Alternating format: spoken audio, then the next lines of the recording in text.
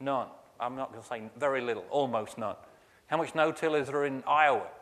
Very little. Okay? So the majority of the headers that are sold in the US are going into areas that don't no-till. So this is just kind of an encouragement for you guys, but you need to stay on top of this topic. You've got to fix this. For a lot of you guys to be successful long-term, especially in controlled traffic, if your headers are running up and down the same pair of wheel tracks every year, delivering a dense band of material in the same tracks year after year after year, you've got a huge stacking problem that's going to have to be fixed now. Okay? So the red machines, I showed you a challenge with a John Deere just a few minutes ago, an STS machine. 8120s in this example. These are 40-foot fronts. We've got a similar problem as what I mentioned with the STS and the PowerCast tailboard. They tend to deliver heavy bands. When you start trying to sling the material 40 foot, they tend to throw more to the outside, even with a lot of adjustments. You don't end up with the standard of uniformity. Even though you've got a 40-foot spread width, you end up with heavy streaks, areas with not as much. You also end up with these little tents or little piles. Okay? I'm going to mention some other strategies here in a few minutes that will help with this, but there's certainly a lot of improvements out there. Generally speaking, the rotary machines, the green ones and the red ones, standing behind them in dry residue, lower residue conditions, most of your rotary machines tend to dump a trail of material to the left of the header when viewed from behind. As your moisture increases in the morning and the evening, they tend to dump more material to the right-hand side. So that's one of the challenges of a single rotor STS machine. That's actually what STS stands for, is Stolen Threshing System. But basically what you've got right here is a dense band, again when viewed from behind, coming out of the back of the STS rotor. Okay? Most of the growers, this is at a dealership, one of the larger John Deere dealerships closer to where I live.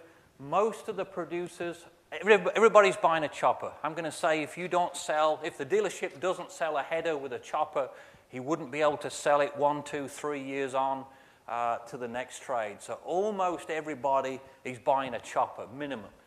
The majority of the guys are then buying the PowerCast tailboard. It's about a $5,000 approximately US option, but it's worth the money. Okay?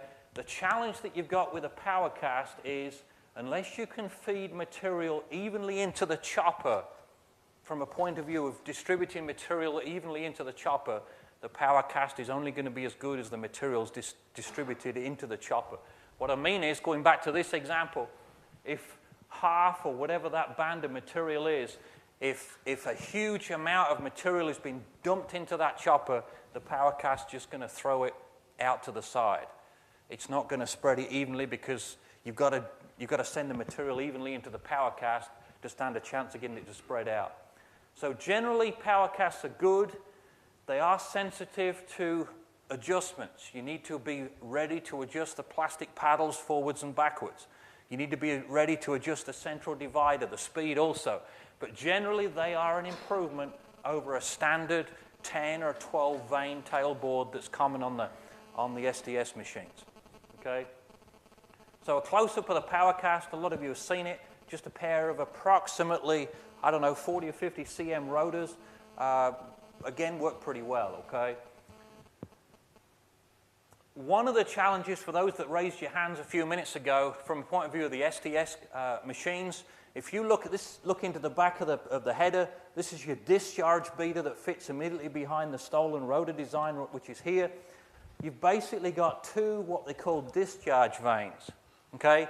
These are steel deflectors bolted to this plate at the back of the discharge beater. These are actually designed to adjust the direction of material sent into the chopper itself. Okay? These are actually adjustable. All of the model year 08 and newer are adjustable. Some of the older ones are adjustable, some of them are not. If they're not adjustable, you can either make a slot or buy an adjustable paddle.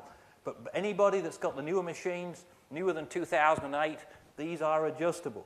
I do some meetings for John Deere at dealerships, trying to train them and help them improve residue management. And one of the John Deere engineers, one of the header engineers, told me one day that these were not adjustable. I said, well, let's climb up in the back. I'd adjusted them 20 or 30 times, so I was confident they were. And even one of the John Deere engineers didn't know these were adjustable. So it's not in the book. A lot of the dealers are not aware they're adjustable, but you've got to adjust these left or right to stand a chance of diverting material evenly into the chopper if you want the chopper to spread evenly. If you've got a brand new front, if you haven't, it's sometimes good to put some spray paint on the rotary knives or the stationary knives, because that will show you very quickly, or you can look at the amount of wear on the knives, on the stationary knives. That'll show you very quickly how much material is being sent to one end, the middle, or the other end of the chopper. But again, unless you can feed material evenly into the chopper with any brand of combine, you're going to be disappointed with the performance of a straw chopper. Okay? The newer ones still, I think 2010 onwards, have got these little whiskers, okay, which help disrupt the material more. For those of you running 2388s, 2588s, 71, 81, 9120s perhaps, there's actually a positive to those particular machines because you've got a chopper right behind the rotor and then a distance of maybe 8 or 10 feet from the chopper to the two spreaders at the back. I find there's a lot more disruption of material because of the distance being thrown from a chopper to the spreaders. You tend to get better distribution into the two spreaders at the back with a red machine than a green one. But if you spend time adjusting these, you can get the green ones to do well also. But when it's 35 or 40 degrees, it's not much fun climbing in here. Maybe there's some adjustments that you can make. They almost need an electric motor to be able to adjust them from the cab. But this is important on an STS machine, okay? The second of 4 tips, depending on where you are and the crops that you're harvesting, I prefer not to chop the residue too fine, okay? You can buy a ready-cut chopper that are a huge improvement over most of the factory choppers, and you can set a ready-cut, which is what this is. This is the MAV Plus. This is the big daddy of the MAV choppers, okay? It's got a 2-inch shaft, a lot of stationary knives, a lot of rotary paddles, 150 mile an hour fan speed compared to the standard ready-cut, which has got about 100 to 110. So in this example, this is a 590 Lexion, 40-foot front, doing a pretty good job spreading residue. The big benefit of the ready-cut is you've got a huge volume of air. You've got 2-inch fan paddles on either end of the rotor, and it's basically delivering a huge draft of air out the back that helps convey the material, the straw and the chaff. I haven't got into chaff, but we need to be spreading the chaff. It's just as important to spread the chaff as it is the straw. But you're talking about a huge volume of air, which helps not only spread the material evenly, it helps distribute or disperse some of these little clumps, so you don't get nearly the piles with an air blast conveyance system, similar to what the ready cups use, as what you do a standard tailboard. Okay, so that's a ready cup 40-foot front, doing a good job in that example. Okay, there's actually a pretty strong side wind from right to left, as you can see by the direction of the dust, and it's even still getting it out onto the headwind side. Okay. There was a time, they've had some problems, they've temporarily ceased the production of these, but there was a time in which ReadyCut was making cab adjustable deflectors.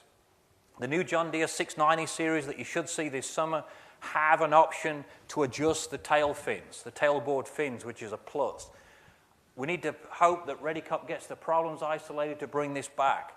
But anybody that's running the combines and running the headers themselves, it's obviously good to make these adjustments from the cab.